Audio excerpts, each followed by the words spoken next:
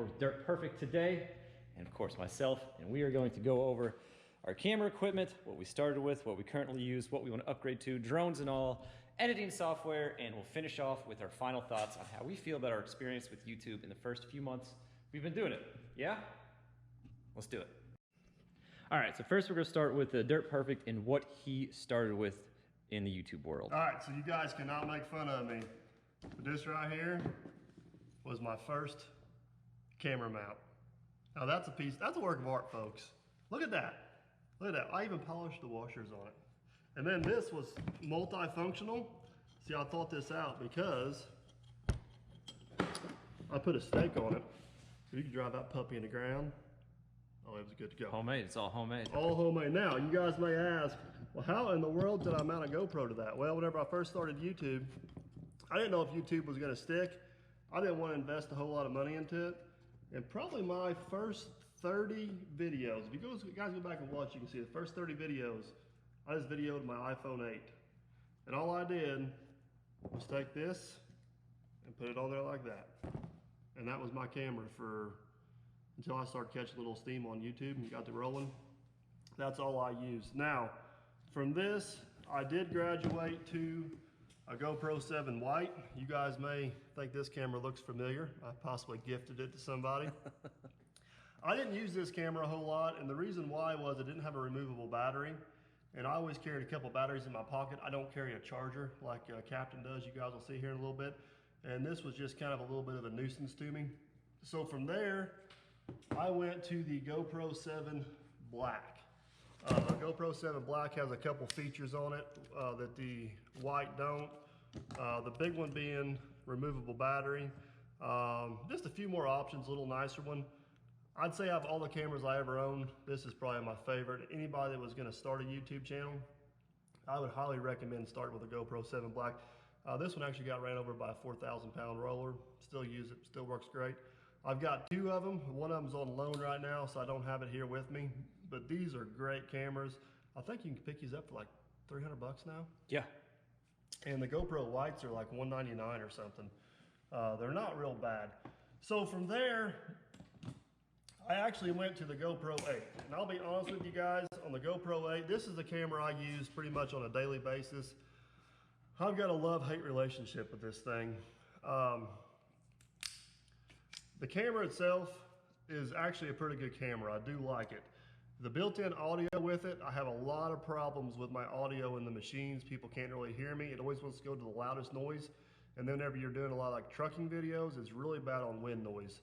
It does have the removable batteries. It does not have a replaceable lens cover like the 7 does. On the 7, I have broke several of these. I think I got one right here on the table I runt, right here. So if it breaks, you just twist it off, twist the new one on. This one does not have that. And I've got a tempered glass on there. I've runt a few of them.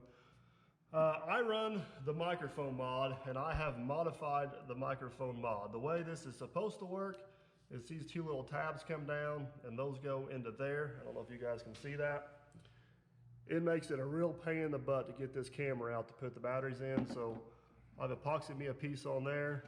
So now this will just kind of slide in and out. This thing is horrible with wind noise. I Gorilla glued a dead cat on there. I know it looks horrible, but you guys don't see that on camera, and it works. It works. Now this thing does give me good audio. It picks up voices really well. A guy can be across the shop in a machine, and you can still pick them up. It's a pretty durable setup. It's kind of my go-to right now. It's a really close second to the only reason I use this setup over the 7 is because this does produce a little better audio in this configuration. The only other mod I have for it is I do have the light mod. It's actually new. Now, in full disclosure, this got ran over by a skid steer. It's been tweaked a little bit, but I have not used this yet. I actually got this for a gift, and I got it in the arsenal. Getting ready to go. Now, Jason works a lot, turned Captain and I both onto this setup here. And what is this? This is 1, 2, 3, 4, 5 pieces, right? 5 piece. And this really helps with your audio if you're grabbing a camera and turning it. You don't get that plastic tingy noise. It's also multifunctional. Stick it to stuff. The way the swivel works, it's got the notch right here, so you can go 90 on it. Either way, it's just, for me, this is all I carry with me on most days. It's right here in this hand. I can stick this in my pocket. I don't have to have a backpack. I don't have to have nothing else. That's one reason I don't like lapel mics. We do this as a hobby. We can't be keeping track of that stuff.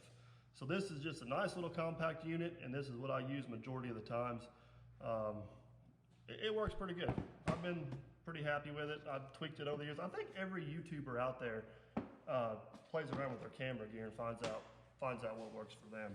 All right, so Dirt Perfect told you everything he started with and where he's at now, and I'm gonna do the same thing. And just like Dirt Perfect, I started with my phone. This is actually an iPhone 6, 128 gig, nothing fancy.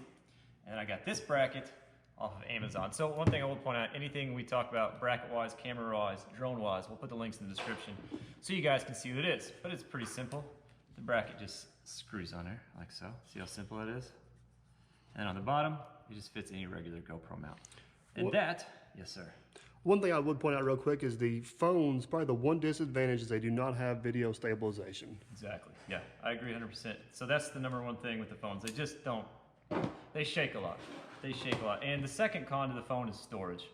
Biggest thing is storage, only 128 gigs. My first few videos, and I'll throw one of the links to one of those videos in the description so you can check it out if you're curious how the footage turns out. But they're very short because I just don't have the storage for longer videos. I did start with a tripod as well, and that's one thing different than Mike uses. You never use a tripod, I do not use a tripod at all. I very seldom, if I had one, it'd be hard for me to keep track of. I agree with that. But I did use a tripod. I moved up from there. You guys saw this camera in Dirt Perfect selection. He actually gifted this to me to use, and that was the second thing I used. This is GoPro Hero 7 White, like he talked about. Now, like he talked about, it does not have a changeable battery. So, to go with it, I got just a generic battery pack. Like anything, any battery pack, you just plug a USB in, and then I could charge it while I used it. Now, the one downfall is it will not charge while it records. So that's kind of downfall as well. But still, a really good camera, and for the price, you can't beat it. From 7, I went to GoPro Hero 7 Black. Now, this is Mike's handle in full disclosure because he's holding you guys on my handle, but we have the exact same setup with the magnet, the isolator handle, the swivel, and this little doodad here. Now, the reason this isolator handle is important, and Mike talked about it earlier, and I'll just show you, I gotta remember where the microphone's at. Because if you don't have the isolator handle, that's what it's gonna sound like every time we touch one of these hard mounts. So that's why we use that isolator handle. From there, if you guys can I just ask one quick question? You can ask all the questions you want. Is that GoPro Black number 1 or GoPro Black number 2? Well, we're getting ready to get there, Okay, Mike. stay tuned.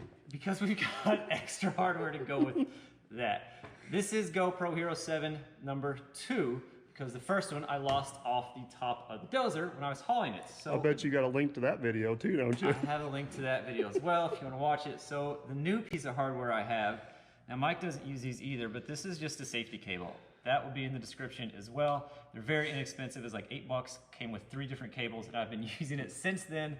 And this, so far, has saved you guys actually a couple times since I bought it.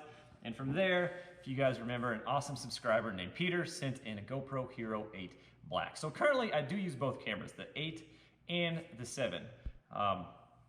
Pros and cons, the same as Mike said. Pros, changeable batteries, which is nice.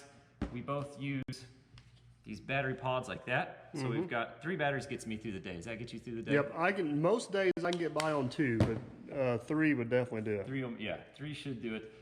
The biggest con to the 8, like Mike said, is the audio. So you can get that audio media package like he got. It's a little steep on price, but it does greatly improve the audio quality. I don't know, you got any other pros? Yeah, I would talk about this right here because the 8s do not fit in a case like the 7s do. Actually, let's talk about that real quick. Let me move this out of the way. We'll show the difference. So this is the GoPro Hero 7 Black in this hand, GoPro Hero 7 8 in this hand. You'll notice the bottoms. Here's the difference. On the black, you have the tab built into it. Now, I don't know how I feel about that personally. I find these to be very fragile, and I think that's a very common theme. There's 4 real small screws right here, and We are rough on cameras, as you guys will see in a minute, and that does not hold up to what we do. Yeah, exactly. So you have to buy a case for this, and this takes a completely different case than what the 7 does. The nice thing about the 7 white and 7 black, obviously, the cases are interchangeable. But that's probably the biggest difference. You can see there's a little difference in size, too. I think that pretty much covers cameras. I think next on the list would be drones. Next thing is covered. Let's go over drones. Then we'll do editing software and a little bit of story time for some fun stuff. And the camera giveaway, if I'm not mistaken. Ooh, can I apply? And maybe we can show some behind the scenes stuff on what YouTube Studios looks like. Yeah. Okay. All right, so we talked about the camera equipment that we started with and what we're at now. Next thing we're gonna talk about is drones. But the first question I wanna ask is super important. Do you have to have a drone to have a successful channel? Absolutely not. Nope, I agree 100%. You do not have to have a drone to have a channel. I think in some cases, drone footage takes away from some videos. It's a tool you got to use in the right place at the right time. I agree 100%. That being said, we do have them though. And full disclosure, I probably use this on my secondary channel more than I do my primary channel. But let's start off with what the Dirt Perfect has. What do you got there? All right, first off, I've had this for a little over a year. It's a DJI Mavic Air. I think when we look it up, it's like with the Fly More package, right at 850, 890 bucks. Yep. I highly recommend a DJI drone. They are durable. The operating system is very simple. I've just been very, very pleased with it. And I also think you need to recommend the Fly More package, which comes with the bag and extra batteries. Yep. It's almost a must-have if you're going to be doing much. But DJI Mavic Air, I like it for a few reasons. It folds up nice and easy. I can get the controller and everything in this little bag. This little bag's got a pouch in it. I can throw some extra batteries on it. You guys can see how much I use it. Actually, we just looked it up. I've flown like 800,000 feet, which was like 146 miles, close to it. 146 miles, top speed of like 47 mile an hour. Keep in mind, it won't fly 47 mile an hour, but if you get in the right wind stream or something like that. That's his Mavic Air. This is the Mavic Mini. You guys can see them side by side. There are a couple key differences, like Mike was talking about. One is this does shoot 4K. This only shoots 2.7K. But have you ever used 4K? No. No, we've never used 4K on our videos. Honestly, the infrastructure's just not there, so we don't really mess with that much. I get complaints and construction criticism about audio. I've never once had it about video quality. I agree 100%. Another difference is, and this I think holds up to the whole durability part on the Mavic Mini I have, but if you notice the prop design, these are rigid props and these are separate. I've had a lot of wrecks with this into trees, and definitely not into any of Mike's equipment ever. But if I would have, I do think because of that give, it's prevented a lot of injury on this drone. Now, yours was how much on a Fly More? Mine was like $899. This is $499 on a Fly More. The Fly More combo comes with a total of 3 batteries, a charger, the controller. We definitely highly recommend the Fly More if you get it. The reason I've gone with this lower end, I shouldn't say lower end. It's a high quality drone. It's a great drone. The reason I went with the less expensive drone, the Mini versus the Air, this is a new drone, or replacement drone. I told you guys on a few videos ago, I had a story to share. If you guys don't know, I have a spin-off channel called River Industry Adventures, where I fly towboat traffic on the Ohio River. And a few weeks ago, my other drone met a bird over the river, and then it met the river. You're just trying to prove it's not a boat. Quite rapidly. This is better at flying than it is floating, that is for sure. But that solidifies the reason I went with the Mini. If you're gonna be in a condition where you think you might lose that drone, or it's gonna be susceptible to damage more so than other conditions, you know, maybe the less expensive drone might be the route you wanna take. Well, and one thing we haven't hit on, which is crucial for what you do, and one shortcoming of this drone is flight time. Yeah, your flight time is? I get 12 to 15 minutes realistic. I got maybe 12 minutes of actual flying time before you got to get back to home. Right, and this one actually, even though it's smaller, this one I can real time 23, 24 minutes, which is pretty impressive for the size of it. And another thing is, this drone is sub 250, which in a lot of states, federal, state, local ordinances, being under 250 grams is a big key between whether or not you have to have your Part 107 license or you can fly without your Part 107's license. So I do like that as well. As far as DJI in general, I mean, I've flown a few other drones, but the operating system, the controls, very, very easy to pick up. Very user-friendly. Their software updates frequently, any city you go to, it's going to tell you no-fly zone. It's going to tell you where airports are at, where you can't fly it. Like I mentioned, no-fly zone. So like prisons or critical infrastructure, it's all on their software. It's pretty. I don't want to say foolproof because you can always mess things up. And you can't override it, but it'll tell you, hey, you're doing something wrong. Yep. So Mike's or Dirt Perfect's Mavic Air is on the left and my Mavic Mini is on the right there. We're just going to do a quick climb test and kind of see how they compare. The Mavic Air does climb a little bit faster, but all in all, flight speed, they're actually pretty comparable. The biggest difference you're going to get is the Mavic Air has active track feature, which means you can lock onto an object and actually follow it. The drone will automatically follow it. It also has a few more snapshot features, which are pre-programmed flight patterns you can also use by locking onto an object, which is pretty cool. All in all, though, they're both very good drones. And we are not partnershiped or sponsored by any means. We just really prefer DJI. Right out of the box, their flight software is super user-friendly. If there are warnings or geozones or no-fly zones or airports or things you're not supposed to be by, it's going to tell you. And I think that's a pretty awesome feature. Also, there's 3-axis gimbal. It is incredible. It makes us look like we actually know what we're doing. Keep in mind, we're not drone pilots. We're not videographers. We're just guys that do this for a hobby. And the 3-axis gimbal and their flight software make our shots look really good. I don't know how else to say it. Now, one thing about drones, it is a little bit of a different editing game. Now, we're going to have a close call here, by the way, and I'm going to show it a couple times and in slow-mo. But the editing, it changes the way you edit things.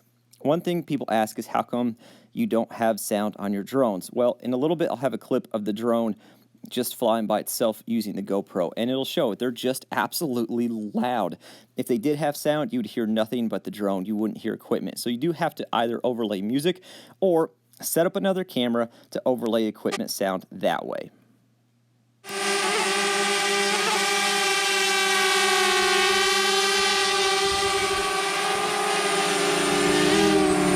Pretty much it on drones. I think the next thing we're going to cover is editing software.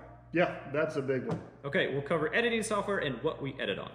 Editing software, that is what's next. So this is Dirt Perfect setup, but do you have to have this set up to edit properly? Absolutely not. The first probably 30, I'd say the first 60 or 70 videos I actually edited from my iPhone. From your phone itself? My phone itself, on the job, whenever, whatever. That's all I used. I did not upgrade to the iPad, which is what I use now. Man, I'm guessing I got like 300 videos uploaded. I guess I probably did half of them on my phone and half of them on this iPad now.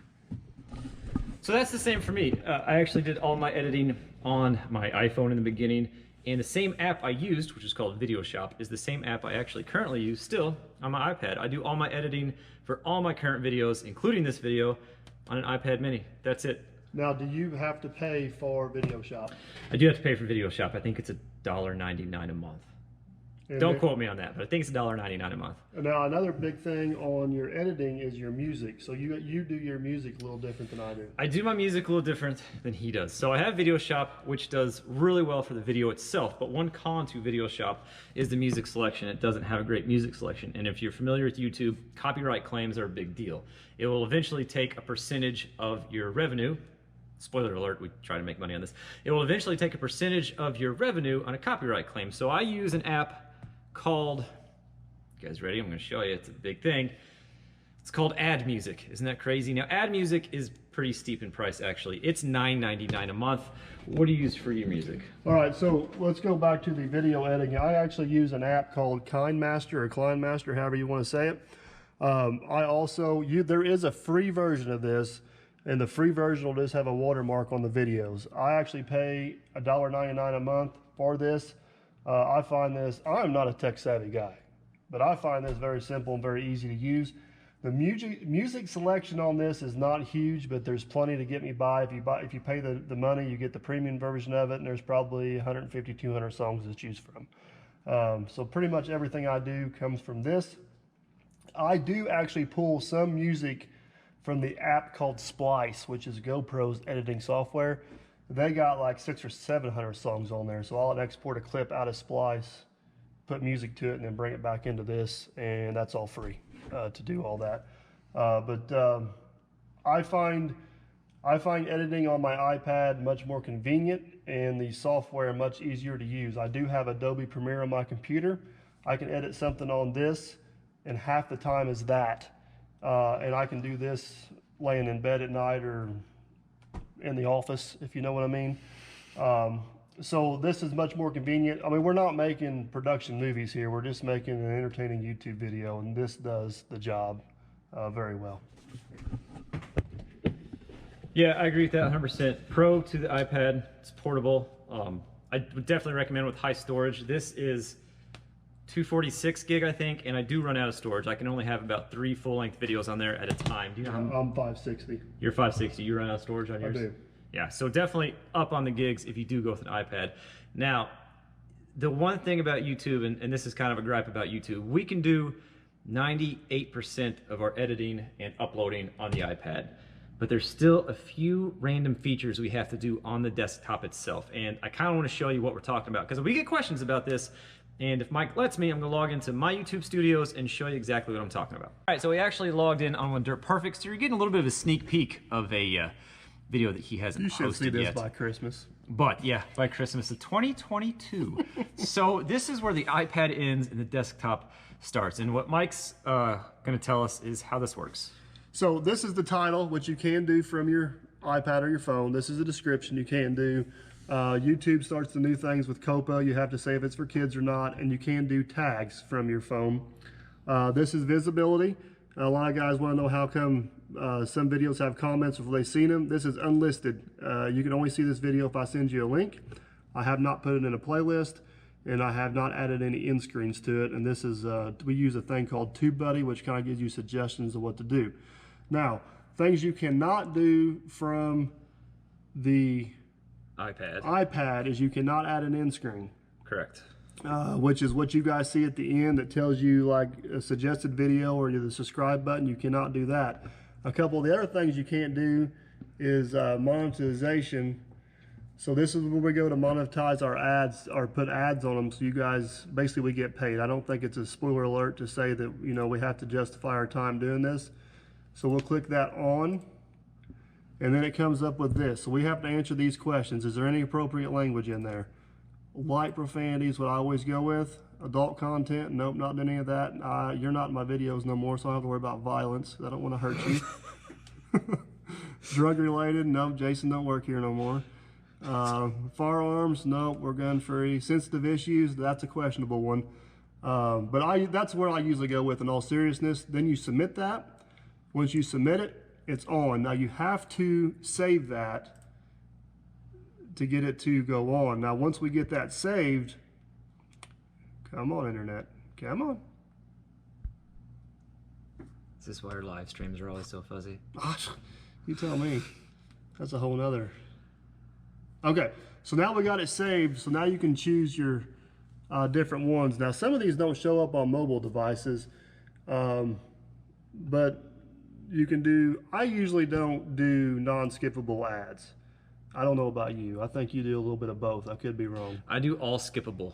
Okay, you do all skippable. I rarely ever do non-skippable. That tends to kind of peeve people off, and I get it because they peeve me off, so I usually don't do that. You can choose before video, during video, or after video. I usually don't put any ads after video. I'll just put them during video. But check this out. Have you done your mid-roll ads on this yet? No, I have not. Hit mid-roll ads. I want to see how many YouTube tries to put on. YouTube loves throwing ads on. Oh, this is a new thing. I haven't even seen this come up. Oh, they didn't do it on this. So sometimes YouTube normally... Oh, here's it. Try place automatically. Oh, it already did it. Yes, there they are. There so look how many ads YouTube wants to put on there. That's 1, 2, 3, 4, 5, 6. Now, I try 6 to get, ads on there. I try to get an ad every 10 minutes at the most. Yeah. So I will go in here. This is a shortcut, but it's the same thing I do otherwise. But I'll go in here and I will delete these to where there's no more than an ad every 10 minutes because you guys do not deserve that. So that's just kind of what we're going to show you. We do most of our editing on the iPad, and you can do it on your phone as well, like talked about, but you do have to do some things on the desktop, especially once you get monetized. It's a big deal. You do have to do it on the desktop. You don't have to have the biggest, nicest, fanciest computer.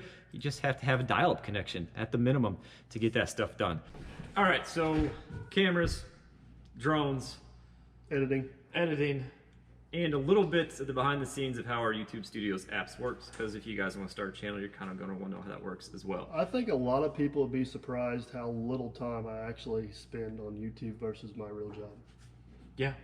Yeah, YouTube's just a part-time Some job. of us don't believe have it or a not. some of us don't have a 24-hour shift to relax in a recliner. And So no, wait a second. No, I'm not mentioning names or channels or anything. Yeah, I have seen some channels like that. I personally don't know of any channels where people work and sit in a recliner for a significant amount of time. But if they were out there, that'd be a heck of a gig to have a YouTube job on the That'd side. be the perfect setup for a YouTube So, channel. the perfect setup. The last thing we want to talk about, and we'll just throw a couple extra things in here too that we think we might have missed. But the last thing we want to talk about is our personal experiences of how we feel about YouTube. You're a little over a year. I'm a little under a year. So what we like about it, what we don't like about it. And one question I do have for you that I will address as well is the number one pet peeve, the number one comment you get that gets under your skin. But first, before we get to that, how do you feel about your first experience with YouTube in your first year? Well, just going back real quick, we both have a mutual friend, Logan Wade. Yes. He's been doing it for 7 going on 8 years. And he's been after me for a long time to do it. I've always had the same assumption everybody else does. I don't have time for that. Right. And of course, you always think about the money and the views and yada, yada, yada. But there's so much more to YouTube than that. My first year doing YouTube has been a very, very awesome experience. Wade told me the best thing that's going to come out of YouTube is the people I meet. And man, I've met some awesome people. The second thing that's come out of it is I've been very, very fortunate and had some amazing opportunities. Had some big time sponsorship deals with Volvo and Hyundai and Milwaukee and Ariat, Speedbinder, Steve. Just been really cool to be part of that, to work with them, to experience it. And it's absolutely nothing what I expected it to be. I mean, what you expected it to be is there, but there's so much more you don't expect that comes along with it that really just throws it over the top and makes it worthwhile for me. Absolutely. I piggyback on that. That's the perfect summary. You try to make a little bit of business out of it because you do want justification for your time, but I agree with Mike 100%. It's the people you meet. I get emails daily, and the amount that I've learned since I've had YouTube, it's incredible. And the people I've met, like he said, it's incredible. I mean, it's like a little YouTube family, and not only subscribers, but also other content creators. Yep. It's been a blast. It's been an absolute blast at this point. I have tried really hard to keep YouTube as a hobby because I want it to be fun. Yeah. Fortunately, it's been a hobby that's paid very well for me. I'm not going to deny that, and it's given me some incredible opportunities. But I turned down a tremendous amount of stuff because I do not want this to turn into work. Yeah. I just turned down a sponsorship this morning because I didn't want to deal with it. And he's right. That would be my number one tip. If you go into this, make it fun. Yep. And then however it turns out, at least you're having fun doing it. At least you're learning something. But as much as we say 99% of the time we do absolutely love it, there is one aspect of YouTube that we do get. Now, we love and appreciate every comment we get from our true subscribers that watch our videos on every upload. We love those comments, but sometimes videos do really well. Like right now I have a video that just passed 200,000, and that's my most viewed, and it's exciting. But when it gets out of your realm of normal subscribers, you get comments from people that don't normally watch your channel, and that's the one thing that sometimes can be annoying. So what is the number one comment? I'm just trying to see how you're politically correct going to ask this question. What's the number one comment you get from your out-of-realm subscribers? Or no, I'm sorry, I don't know if it's one particular comment. I think it's one genre of comment. One genre comment. Well, back in whenever if anybody follows my channel, whenever I had the 120, it was the floppy bucket comment. Floppy bucket. It's like I did a whole and my answer to that, which I thought was genius, is I actually filmed a video about the floppy bucket. So I just reply with a link. Like if you get an answer, it's a win-win for both. Yeah. You know. Yep. But along with that, my biggest pet peeve is whenever somebody makes a very detailed comment that's usually negative about a particular situation, and there's no possible way they can be right because they don't have enough information to justify their comment. They're not even there. So you're making a whole lot of assumptions, and at the end of the day, you're just really making yourself look like a. Now, when we say you, we don't mean you. Yeah. You guys know who you mean. You guys have seen the comments. You know what we're talking about. But I think both of us just kind of realize that's part of it. I always acknowledge them, and I don't want to say I enjoy it, but they don't bother me much. I just kind of get a smirk out of it. It is kind of fun sometimes. The number one pet peeve, number one comment that bothers me the most, the style of comment, is when people tell me how to spend my money. That's the number one thing that drives me crazy. And my go-to response for that is send me your PayPal information. And if you're that passionate that I need that such item, well, then you can pay for it and I'll get it. That's fine. That's always been my response to that. But that's definitely my pet peeve, is how I spend my money. And along with that, I agree with that 100%. Is I like how people tell you how to run your business and they don't have a business themselves. Yeah. Yeah. If you're so good at it, why aren't you doing it? Now, I know we're talking about negative comments, but like we said, that's normally not the thing. Normally, they are really helpful suggestions. I would say, what would you say, negative comments is probably maybe 1%. Oh, yeah. Yeah, if that. It may only be 1 or 2 a video, honestly. Yeah. Most of them are helpful. Most of them are people looking out for us, trying to help us out, and we do. We genuinely love that. Now, I think that kind of wraps up this video. I hope you guys enjoyed it. We do have one last thing. We're going to give away a GoPro. So let's take care of that real quick. All right, so last thing we're going to do, on the video I talked about that GoPro Hero 7 White, Dirt Perfect gifted me that GoPro Hero 7 White to help get my channel started, and we're going to give it away. I said I was going to do it as a subscriber comment giveaway, but we changed the plans just a little bit. We decided to do a hat drawing, well, a box drawing to see. Well, I got a box. Oh, you got a hat. Oh, no, wait a second. Okay, it's so official. Come here, man behind the scenes. So man behind the scenes is over here working on his Jeep, by the way. Should we introduce this guy? This is man behind the scenes. Self-proclaimed. Self-proclaimed. He's starting out a YouTube channel, and he was gracious enough to come in and do the official drawing. So go ahead and reach in there. Mix them up real good. Yeah, mix it up. I gotta mix them up real good. Yeah, mix them up real good here. You missed one. Oh, get that. What's it say, man? Okay. Oh, do this man. right. It's blank. Oh. Oh, what's that say? All right! So here's the deal. I know we were going to give it away in the comments, but it just made more sense to do it this way. Mike gave me the camera. Now I have the camera. I don't need it anymore.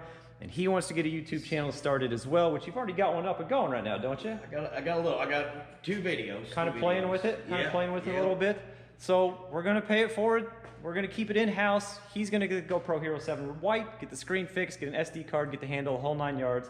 And then we'll see you on some future videos, right? If we weren't doing our 6-foot distancing, I'd be giving you guys a hug right now. All right, guys, so I just finished wrapping up editing, and there's a few things I want to touch base on and really drive home. Number one, obviously this is not Dirt Perfect and I's normal type of content. Typically, we're doing, well, dirt work or excavation, or on our channel, we're doing homesteading, working on the YouTube Yacht project where we're building a tugboat-shaped rental cabin because, well, we want to, or we're working for Dirt Perfect. But we had a few people say, hey, what kind of equipment do you use?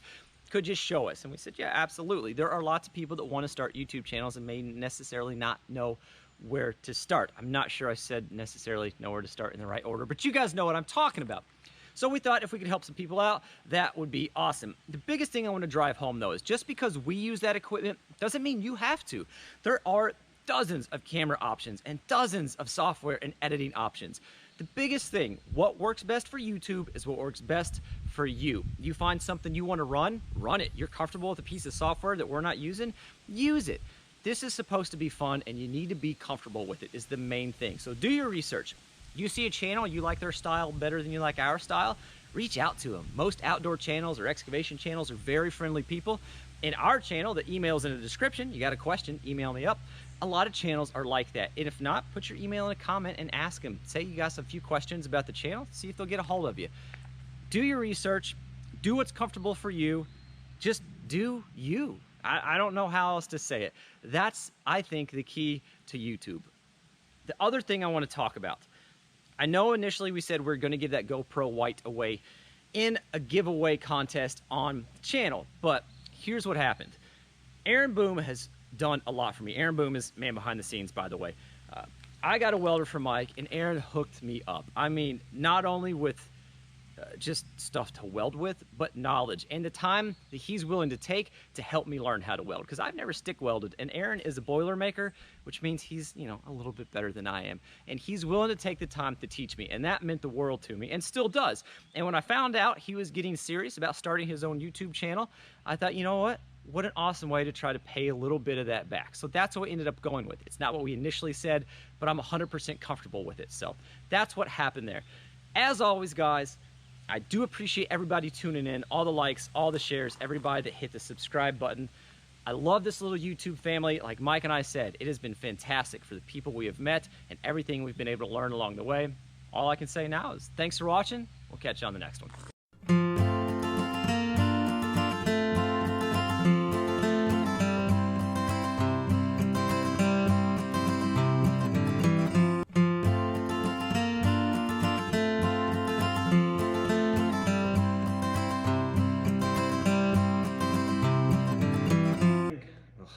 that's just rambling. You're just rambling, Mike. You don't make any sense at this point. We're just gonna have to splice that together. We Take 4. take 4. Take 45. So that's pretty much. Who the hell's Mitch? I'm gonna I thought this is gonna be easy. This is gonna be easy. Brought to you by Pepsi. Not yet. Maybe one day.